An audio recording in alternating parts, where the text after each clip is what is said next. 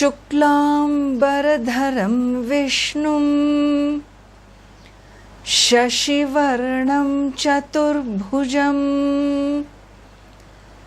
प्रसन्नवदनं ध्यायेत् सर्वविघ्नोपशान्तये। सरस्वती नमस्तुभ्यं वरदे कामरूपिणि विद्यारम्भं करिष्यामि सिद्धिर्भवतु मे सदा। ॐ शान्ति शान्ति शान्तिः।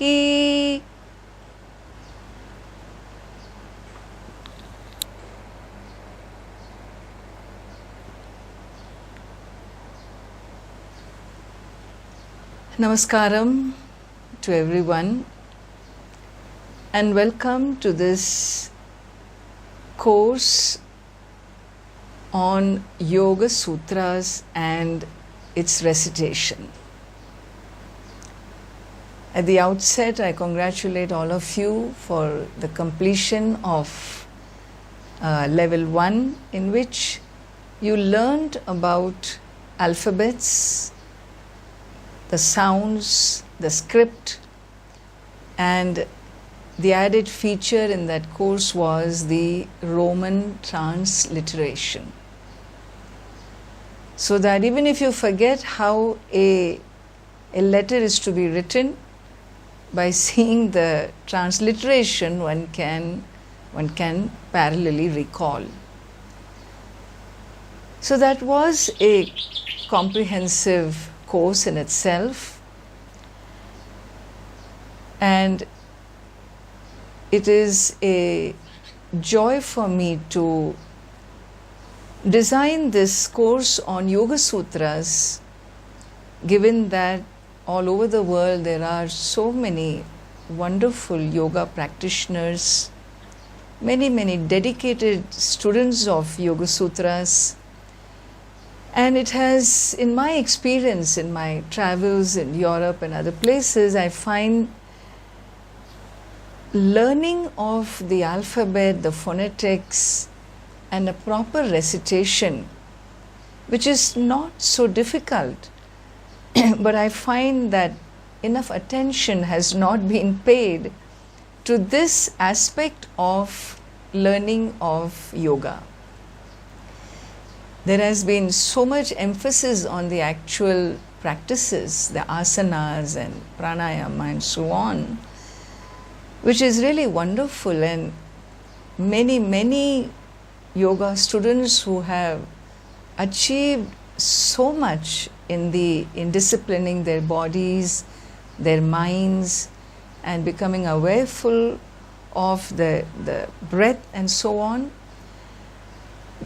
Learning alphabets, learning proper recitations are such a key to even recognizing the power of the Sanskritam language in which the Yoga Sutras are written, and denying yourself that joy somehow as a teacher of Vedanta, of this great classical knowledge tradition, we just felt that your yoga learning is incomplete without understanding the power of the mantras, understanding the powers of the sutra in mere recitation. Sanskritam for us is a language of the gods. When we say language of the gods, it is not just said as a promotion. It is really looked upon as a language in which we receive the greatest revelations that humanity ever saw, which is the Vedas. Today, Vedas are the oldest scriptures of humanity. They trace back way before any other such literary tradition or knowledge tradition was ever known to humanity. So Veda is a body of knowledge, and this body of knowledge is given to us in the form of words. Those words happen to be in Sanskritam language. Those were the times thousands of years ago where even script was not known to humanity. Script writing, they're all graphic symbols which came hardly a few hundred years ago. There was no paper. Paper is such a recent times. We're talking about thousands of years ago.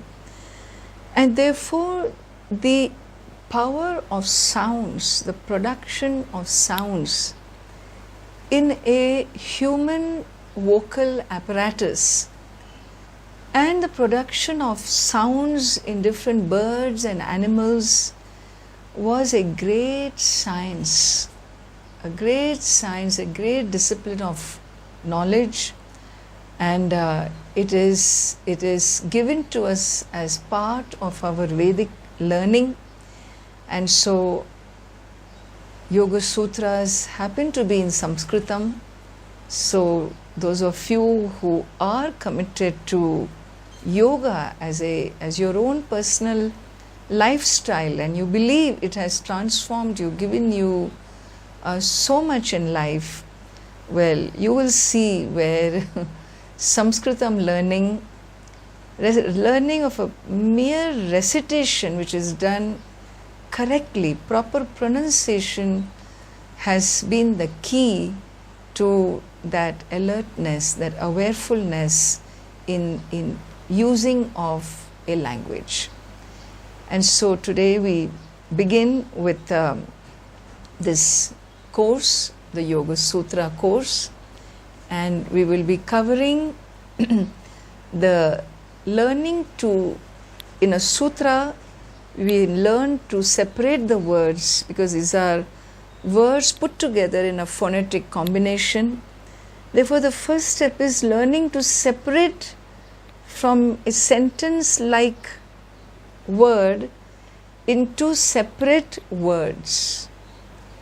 Then it's about learning how to understand each letter, each alphabet of every word, and the relationship of each alphabet with the next alphabet phonetically. That means in a unique feature of Sanskritam is there is a one-to-one correspondence between the sound and the script. So what you hear is what you write, and what you write is what you're supposed to speak. So there is a one-to-one correspondence and a real loyalty between the script and the sound, the form and the sound. The sound and the form, they are connected on a, you can read Sanskritam anywhere, whatever you pronounce needs to be exacting to what you write. So this is a unique feature which you find lacking in the English language and other non-phonetic languages. The other unique feature, I would say, is the sounds in Sanskritam, or let's say the letters in Sanskritam. They are so systematically arranged, and the way they are arranged is it is on a scientific basis. It is connected to the vocal apparatus of the human beings. And therefore, when you learnt the alphabet course, the first thing given to you was a chart. And this chart showed you how each sound, where it is produced from in the vocal cords, in the vocal apparatus. So we had guttural sounds, we had cerebral sounds, we had labial sounds, we had different dental sounds. All these sounds Then each sound, in each category we had hard sounds which are inaspirate, hard sounds which was aspirate, soft sound which is inaspirate, soft sounds which were aspirate, and then the nasalized sounds.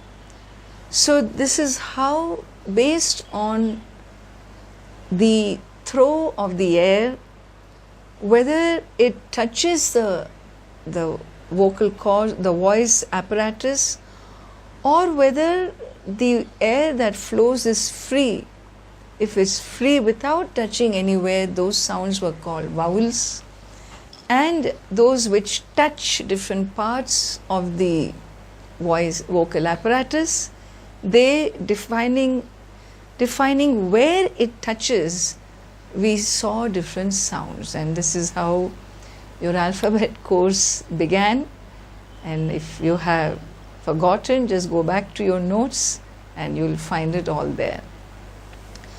So let us begin this course then with first things first. Let's recall our sounds, our letters.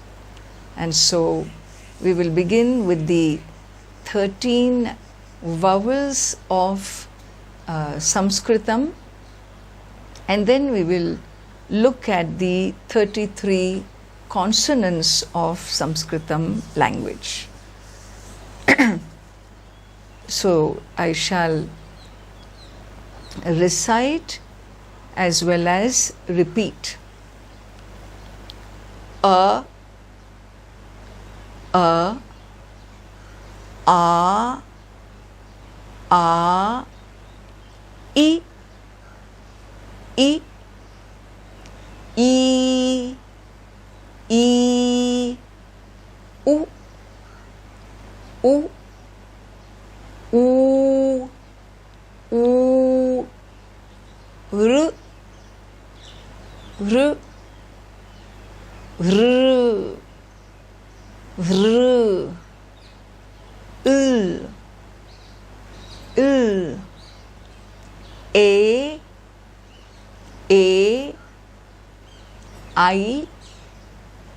I, O, O, Au, Au,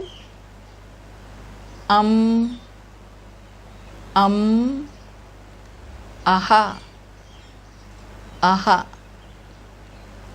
So you have here these vowels. Then comes the consonants.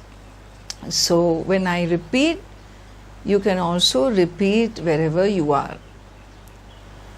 K, K, K, K, G, G, Gh, Gh, Ng, Ng, Ch, Ch, Ch, Ch, J, J, Jh, Jh, Ny, Ny, T, T, Th, Th, D, D, Dh, Dh, Nh, Nh, Ta,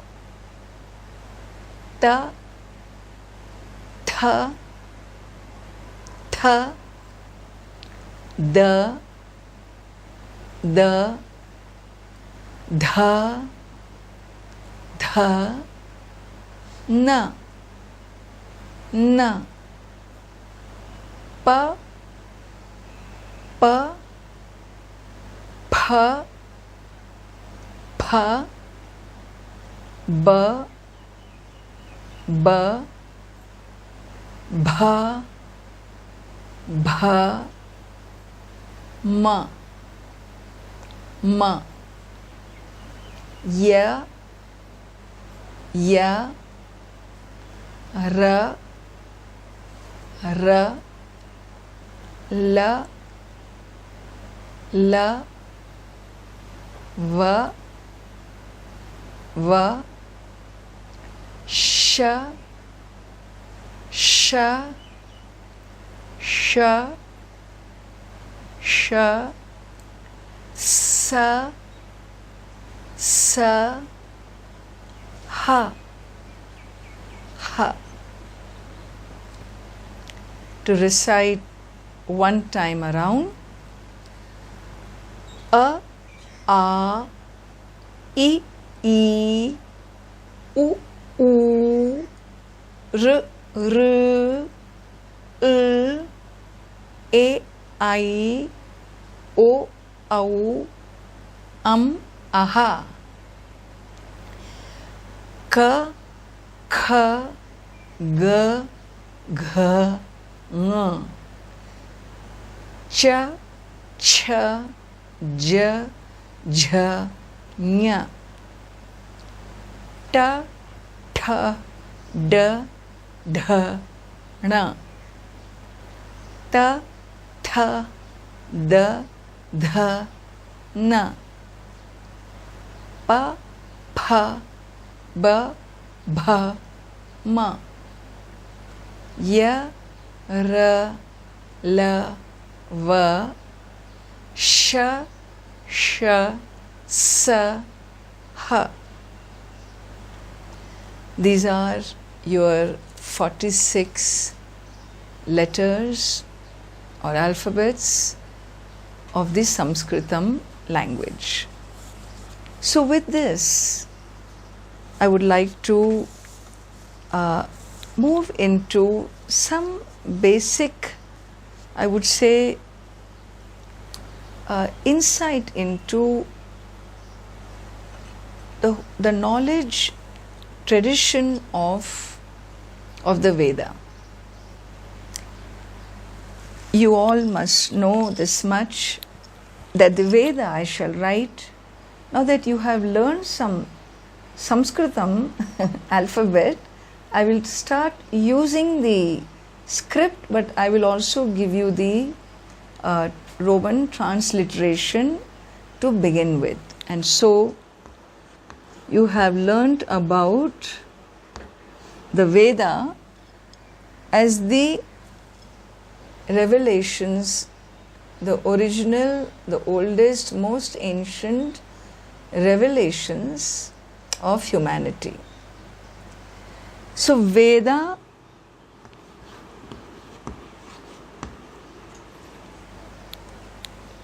is one body of knowledge, scriptural knowledge, and this body of knowledge was classified into, it had thousands and thousands of mantras. This body of knowledge was revealed in the form of sounds, words, and these words were mantras. The people to whom the Vedas were revealed were called sages or seers, and one of them classified the Veda into 4 types of mantras. And so these Veda, it was no more called one Veda. The Veda was said to be 4 in number. The sage who did this, his name was Sage Vyasa. Sage Vyasa.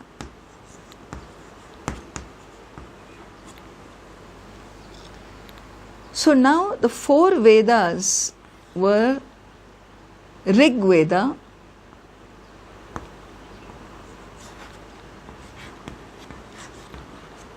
Yajur Veda,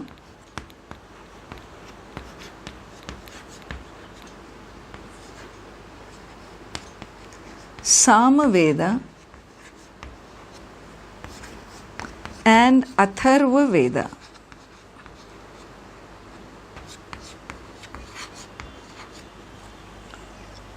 one Veda began to be known as four Vedas. To be able to understand the four Vedas,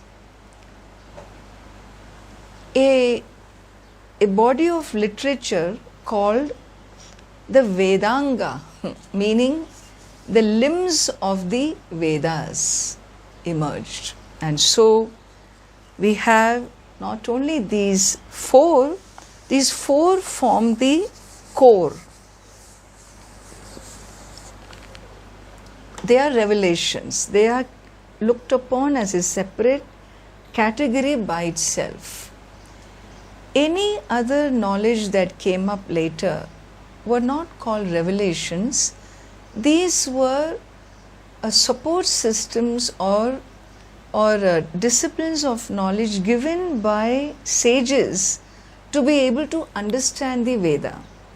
So we have in India two literary traditions. One is called Shruti,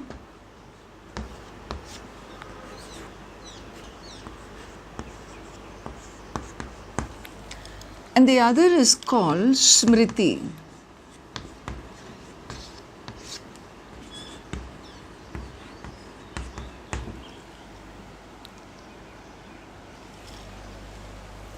Shruti and Smriti. Shruti means revelation, or literally it means that which is heard.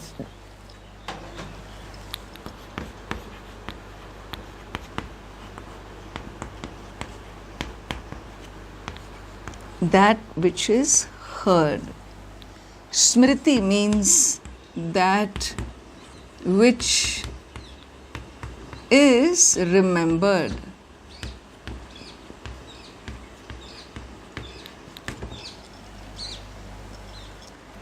So what is Shruti? What is heard? What was heard were the four Vedas. And what is remembered and recalled were the six Vedangas.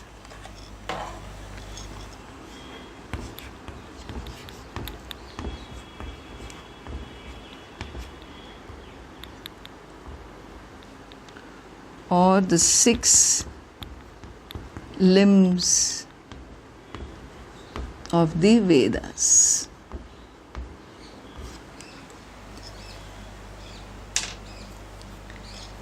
So what we are seeing here is the four Vedas are this body of revelations, which are all mantras with different intonations and tones and sounds and aspirations and the way they are recited in a certain manner, a certain rhythm. So these are the Vedas, that which is heard, because it is sounds, it is words, it is heard. It is not visualized. It, of course, they saw this, they envisioned it, but it was something that was given to them. So it is said to be heard. Shru means to hear in Sanskritam, and so the Vedas were heard. And after hearing, after assimilating, when these sages came up with, they presented to humanity certain support disciplines to be able to work with what they heard. So they assimilated, recalled, and they reproduced. It was their contribution, it was their support discipline, and therefore they come in a different category called Smriti. So Smru means to remember. Smru is the root, meaning to remember. Smriti means that which is remembered. So Smriti texts and Shruti texts. While this is the this is locked. Over the centuries, this has grown. The Smriti literature of India kept growing and growing because based on the Vedic understanding, the society, the sages that were born, the scholars, the people, they researched and more got written because more and more got understood about the Veda, and so you have many other added literature you find. So Ayurveda, Dhanurveda, Arthashastra, Gandharva Shastra, Yoga Shastra, Vastu Shastra, so many literature in different disciplines were created by different great scholars and rishis, sages, seers, but they all came under this category and not Veda. So this is how we have the two different knowledge tradition. Where am I going with this kind of a startup? In a learning, when you have decided to take up Yoga Sutra learning and learning of phonetics, we need to know why we have to be so precise in our recitation. We need to begin to enjoy the play of sounds and the power of mantras, and therefore it begins at the beginning, Everything has a beginning, everything has some root, something very deep which crosses thousands of years ago, and it is a little introduction to inspire you towards the learning of Yoga Sutras in this course. So here we are seeing there are 6 limbs of the Veda, and in these 6 limbs we study 2 limbs for sure. The first limb, which I shall shortlist in a couple of, there won't be much time in the next session. I will give you the details, but in the 6 limbs we have, the first one is called phonetics, Shiksha. The second is called Vyakaranam, which means grammar. So we have Shiksha, the phonetics. Phonetics means how to utter a sound. Is a discipline. You don't just utter a sound just like that, utter a sound. It's a discipline. How much to say, being awareful of the length of each sound, the tone of the sound, the point of articulation, how much air you expel in uttering the letter. It's an awareness of just the sound. And therefore, phonetics is called Shiksha, the first limb. Second limb is Vyakaranam or grammar. I shall give you on the board in the next session. Third is called Chandas or meter. So the Vedic mantras have different meters, and we also study where if you have known something about this Indian literature, there is our philosophy is in poetry. The whole of Bhagavad Gita is in 2 meters, Anushtup and Trishtup. So based on the syllables, based on the type of letter position, the meters are defined and you learn how to recite properly. And so this is called Chandas, or the meter, discipline of meter. Then Niruktam. Niruktam is the first dictionary of humanity. The first dictionary, Yaska's Niruktam, it is called, and you get to understand the etymology of words, Vedic words. That's the 4th. 5th is Jyotisham, which refers to astrology and astronomy. Don't worry, you don't have to learn all this. And the 6th one is Kalpam, or the know-how of a ritual. for a ritual to be to give you the result you want from a ritual, there is a method. It's scientific, scientific or not, I don't know. It is, you see outcome. You do a ritual, a fire ritual with an intention. It means nothing if you cannot get the outcome you wanted by connecting to the subtle world.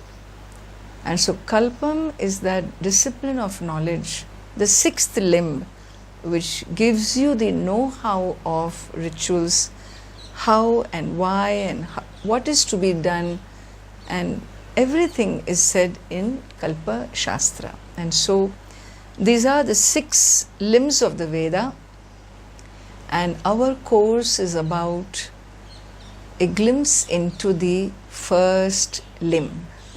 The first limb is the science of phonetics, and that is what we shall be initiating from the next class onwards. Namaskaram. Sarvamangala Mangalye Shive Sarvartha Sadhake Sharanye Trembake Gauri Narayani Namostute. Om Shanti Shanti Shanti.